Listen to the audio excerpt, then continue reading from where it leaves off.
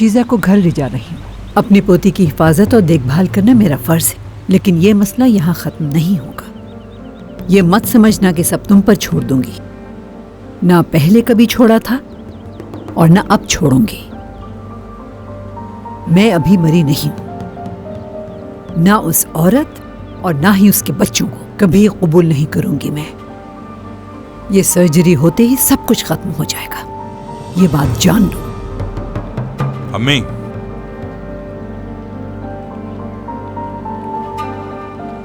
अगर आपने माजी की तरह दोबारा मेरी जिंदगी बर्बाद करना चाही, नरगिस या बच्चों के साथ कुछ किया तो मैं बर्दाश्त नहीं करूंगा।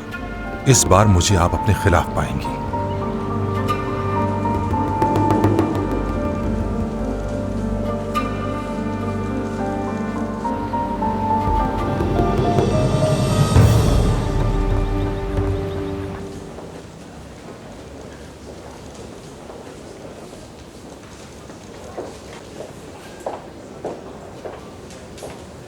नताशा,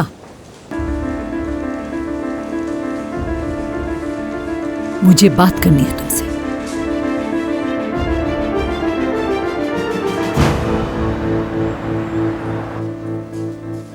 मुझे कमाल की इस हिमाकत से कोई वास्ता नहीं। तुम्हारी तरह मुझे भी अभी इसके बारे में पता चला है। खुदा के लिए बस करें। आपकी इन बातों पर कौन यकीन करेगा? हाँ, आप अच्छी तरह जानती थी कि अदाना में क्या हो रहा है। आप सब कुछ जानती थी पहले से। अब इस मामले से अनजान बनने का ड्रामा मत करें। दुश्मन नहीं हूं मैं तुम्हारी, दुश्मन हमारे करीब आ गया है। अगर तुम इसी तरह खामोश रही तो ये बात यहीं तक खत्म नहीं होगी। हम में से कोई भी इस जिल्लत से बच नहीं पाएगा। रोना बंद करो।